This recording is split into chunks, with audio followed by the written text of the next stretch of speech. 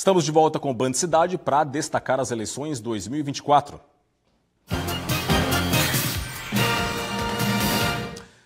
Hoje você confere a 6ª entrevista com os candidatos a prefeito de Florianópolis aqui no Band Cidade. Eu lembro que cada entrevista vai ter 12 minutos de duração, sendo o último minuto destinado às considerações finais. A ordem das entrevistas foi definida com base nas agendas das campanhas. O convidado de hoje é o candidato Carlos Miller, do PSTU. Candidato, muito boa noite, seja muito bem-vindo, tudo bem? Boa noite, obrigado pelo convite, Rodrigo. A partir de agora, o nosso tempo de 12 minutos começa a contar, relógio na tela. Vamos começar a nossa entrevista, candidato. Eu pergunto inicialmente para o senhor, por que o senhor quer ser prefeito de Florianópolis?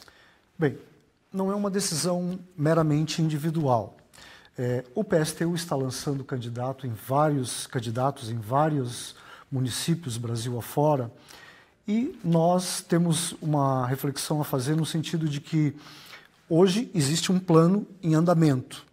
Esse plano está calcado no orçamento federal. O orçamento federal hoje no Brasil é de 5 trilhões e 410 bilhões. Muito bem. Em torno de 43% desses 5 trilhões vai para pagar juros da dívida externa. E outras fatias menores vêm para a saúde, para a educação, para a segurança. Então, o PSTU é o único partido que diz: nós somos contra essa montanha de dinheiro que está sendo enviada para banqueiros, numa contrapartida bastante insuficiente e insignificante para outras áreas. Eu vou dar um breve exemplo. A saúde, praticamente no município, ela tem mais verbas federais.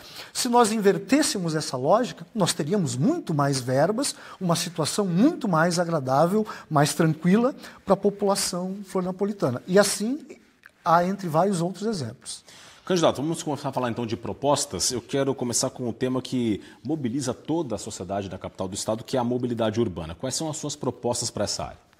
Bem, na nossa opinião, o grande problema da mobilidade urbana é que tem a ver com o transporte, e o transporte no município ele é uma concessão feita pela prefeitura para uma empresa privada. A lei orgânica do município prevê isso. Nós, do PSTU, não só em Florianópolis, mas em todas as cidades onde disputamos a eleição, participamos do processo eleitoral, nós somos contra essa concessão. Na nossa opinião, uma concessão pública para uma empresa privada, o que a empresa privada pretende é basicamente o lucro. Quanto maior for a fila de usuários, quanto mais cheio o ônibus, melhor para o empresário. E, automaticamente, isso não serve para a população. Então, na nossa opinião, o modelo ele tem que mudar, ele tem que ir gradualmente se transformando em municipalizado. Para isso, nós precisamos cobrar evidentemente, essas verbas que eu falei para você. Veja, a questão do transporte, mobilidade, transporte, não chega a 1% desses 5 trilhões. Evidentemente que isso, Brasil afora, é um grande problema. Então, nós nos posicionamos contra essa montanha de dinheiro que vai para banqueiro, em detrimento de um transporte que poderia ser muito melhor, não só em Florianópolis, mas nas grandes maiorias das cidades. Candidato, na área da educação, o que está previsto no plano de governo, caso o senhor seja eleito? Certo. Bem, veja, nós estamos em 2024. 2024 é o último ano do Plano Nacional de Educação. Plano Nacional de Educação, Lei 13.005, de 2014. Está escrito na lei, a lei que foi aprovada no Congresso, e ela diz que, ao final da vigência da lei, no mínimo, a União teria que aplicar 10% do PIB. Quanto que é aplicado hoje? Não chega a 4%. Então, e eu estou falando da União porque isso tem contrapartida, né? O Fundo Nacional de Desenvolvimento da Educação são verbas que vêm desse orçamento para os municípios. O Fundo de Manutenção da Educação Básica tem uma contrapartida disso. Então, nós queremos dizer aqui que tem que cobrar do governo federal, no mínimo, a aplicação desse 10%, para que, de fato, a educação pública melhore, tenha mais qualidade. Candidato, saindo da educação, vamos falar então de um outro tema que mexe com o dia a dia de todos na cidade, na capital do estado, que é a saúde. O que está previsto no plano de governo para a área da saúde? Então, eu citei a questão desse orçamento, né, que é bastante significativo, 5 trilhões, 410 bilhões. A Constituição Federal diz que o mínimo que tem que ser aplicado em saúde é 15%. Hoje, não chega a 5%. E a lei orgânica do município não tem um valor específico para aplicar em saúde, ao contrário da educação. A educação, a nível nacional, os municípios têm que aplicar no mínimo 25%. Com a saúde, esses 25% estão previstos na lei orgânica do município. No caso da saúde, não está.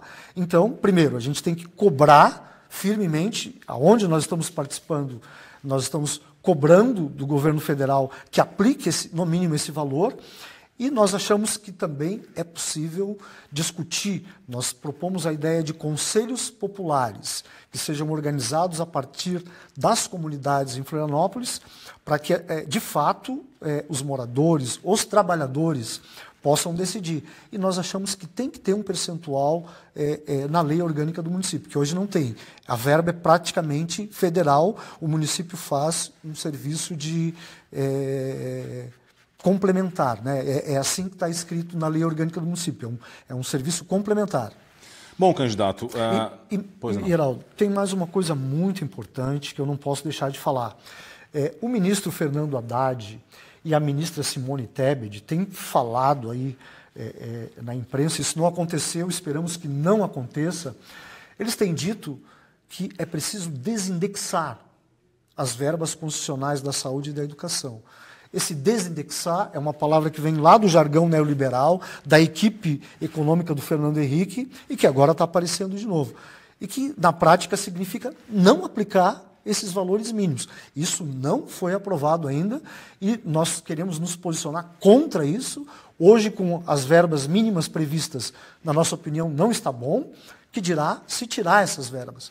Tende a piorar, porque vai criar um efeito, se a União faz isso, os estados e municípios vão acabar fazendo a mesma coisa.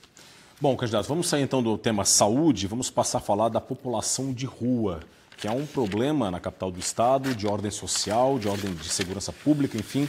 Quais são as propostas para lidar com a gestão da população em situação de rua?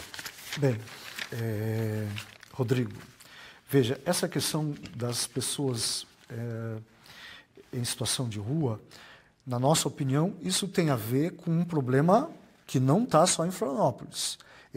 Essa questão das pessoas vivendo em rua não é um problema só de Florianópolis. Tem a ver com um modelo econômico. Veja, o Brasil, dentro da economia internacional, passa por um processo de desindustrialização. Essa desindustrialização foi um projeto pensado. Começou lá com o Plano Real, que praticamente rifou, privatizou a maioria das empresas nacionais, ou seja, o governo pagou para que empresas comprasse, né? Como dizem aí, vendeu por 80 para arrecadar 79, certo? E depois, com a crise aberta a nível internacional de 2007, que gerou um desemprego internacional. Então, a prefeitura tem a questão da assistência social para tentar trabalhar com essas pessoas, ver se elas são daqui, tentar fazer um trabalho mais humanístico com essas pessoas. Agora, na nossa opinião, a grande maioria dessas pessoas que estão em Florianópolis, e não só em Florianópolis, isso acontece no Brasil inteiro e também fora do Brasil, é produto de um modelo econômico, né? Veja, o salário mínimo nacional R$ 1.412, não cumpre o que diz o artigo 7º da Constituição, que diz que o salário mínimo é para manter uma família na questão da habitação, do transporte, da vestimenta. Não dá para uma pessoa. O salário mínimo de Santa Catarina, né, são 4 faixas. A faixa mais baixa é 1.612, a mais alta é 1.844. Também não dá conta. O DIESE, que é um departamento que estuda a questão econômica, socioeconômica, prevê que, para cumprir o artigo 7º da Constituição, teria que ter um salário em torno de 6 mil para uma família de 3 pessoas, né? O homem, mulher e um filho. Então, a gente vê essa questão dos moradores de rua como um problema econômico gerado pela própria estrutura econômica do país hoje e como um desdobramento da questão internacional também. Bom, candidato, vamos falar também de um outro tema muito sensível aqui na capital do estado, que é o meio ambiente, né, e o desenvolvimento sustentável. Quais são as propostas para essa área? Certo. Bem, primeiro eu queria lembrar, né, que o meu candidato a vice, professor Roque, é ambientalista, biólogo, é um grande lutador aí na área do meio ambiente, também professor, defendendo a questão de uma educação pública de mais qualidade. Veja, nós estamos falando do meio ambiente, né? Por conta desse processo de desindustrialização, o que a gente vê pelo Brasil afora? Um processo gigantesco de queimadas. Isso não é obra do acaso. O Brasil passa por um processo de desindustrialização, o que sobra, entre aspas, é voltar a economia brasileira para o setor primário. É histórico essa situação no Brasil. O Brasil conseguiu, num determinado momento, ter a questão industrial mais produtiva, mas volta hoje para o setor primário e a gente vê aí um ataque bastante grande à questão do meio ambiente. Os indígenas estão se retirando da questão da conciliação com o governo, porque não estão vendo nenhuma situação de avanço, estão participando com uma forma bastante formal, enquanto que o agronegócio, o marco temporal... Candidato, vou precisar lhe interromper. Okay. Chegamos ao nosso minuto final para as considerações finais. Quero que o senhor fale diretamente ao eleitor nesse momento que falta. Bem, quero convidar os trabalhadores, estudantes, a conhecerem o PSTU. O PSTU não é um partido que vive meramente das eleições, a gente atua no movimento estudantil, no movimento sindical. Nesse 1 minuto que falta, eu quero expressar o total apoio do PSTU à luta do povo palestino contra o Estado sionista de Israel. É necessário que o governo Lula rompa com o Estado de Israel, da mesma forma a luta do povo ucraniano contra o carrasco stalinista de Vladimir Putin e também do povo venezuelano contra o ditador Nicolás Maduro.